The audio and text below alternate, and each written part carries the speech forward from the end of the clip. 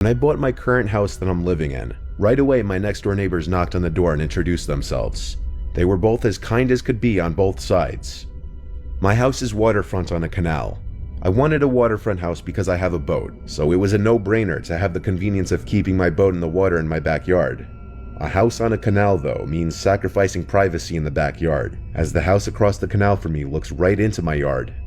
From the start, even when I went to view this house for the first time, I wasn't the biggest fan of the house across the canal.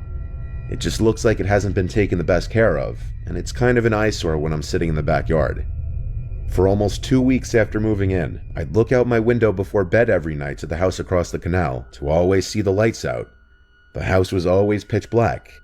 I wondered if maybe it was a second home for whoever owned it. But then one night, things changed. On the same day that my brother helped me launch my boat into the water and bring it to my dock in the yard, just as I was about to shut the blinds in my bedroom, I looked across the canal again. And tonight, there was one light on in the house across the canal. And in that room, which looked to be a living room by the back door, there was a man standing there looking outside. So there was someone living there after all.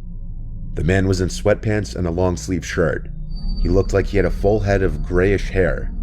Based on appearance from that distance, he looked like he could be 50 on the dot. It seemed like he could have been looking at my windows. But then again, the more likely explanation was he was just looking out into the yard thinking, even though it was pitch black out there. I closed my windows and went about the rest of my night.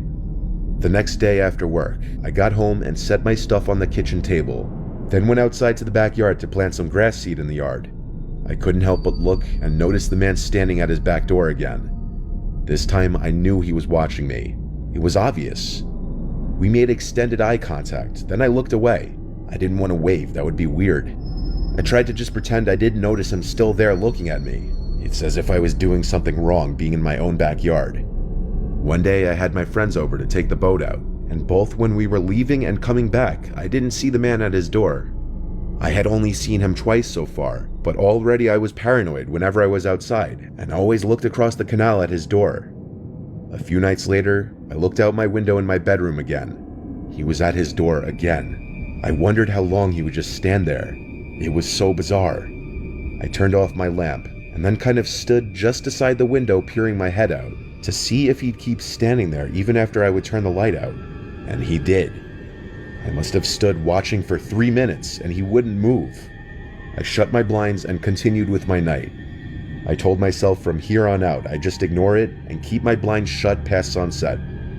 I went to bed, wondering how I would go about confronting the situation, or if I even would. I considered maybe just going out to the dock and waving, or trying to talk to him, or even going to knock on his door to introduce myself, but that sounded stressful. On this same night, while I was in bed, I was starting to drift off into sleep when I heard something in my backyard. There was someone on the deck, walking around. I could hear it. I went to the window to get a look, but I couldn't see from my upstairs window. I'd have to go downstairs if I wanted to see. But before that, there was a startlingly loud crash sound from below me. It was the window. I could tell it was the sound of shattering glass. I ran downstairs to the kitchen to grab a knife and the phone to call 911. I looked towards the back of the house and saw I was right. Glass of the backyard window was spilled out onto the floor, and one single brick laying on the wood floor, clearly what was thrown through the window. I was frightened that I'd see someone hiding in the corner of the room, but to my relief, there was not. I called 911 and requested police officers get here ASAP. Before the police arrived, I peeked out the now broken window into the yard. I turned on the back deck light. Whoever did this clearly already ran for it, but that was good, at least they didn't come into the house. When the police officers arrived at my house, I showed them the window and brick, and told them that it was most definitely the guy across the canal who'd been eyeballing me through his windows since I moved in. They asked if he had any reason to have any issue with me, and I said no chance in hell, I didn't even know the guy. I asked them to please go to his house and arrest him. They said they'd go over and knock on the door. So when another police car came to my house, the first two officers went to drive over to the house.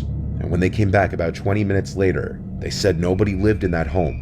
A neighbor told the police when he saw them outside that the house had been foreclosed on months ago and the old tenant was evicted a while ago. I know nothing about foreclosures, so I asked the cops if maybe it was someone from the bank that foreclosed on the house. They said their guess is as good as mine. They recommended I install some cameras outside of my house in case the harassment continued. The police left one of their cars parked in front of my house, I guess to make me feel safer with my window being busted open now. The next morning, I woke up early and went over to that house, and I tried opening the front door and then the back door. The front door was locked, but the back door was unlocked. I quietly opened the door and took 2 steps inside of the dark, creepily empty house, and I heard something from upstairs. I noped out of there and ran back to my house. The police car was still outside my house. That day, I had my window fixed and pretty soon installed doorbell cameras in the front and back of my house. I haven't seen that man in the house again. I still don't know if he's still in there, who he is, if he's the one who threw the brick through my window, or why. Knock on wood, things have been fine ever since.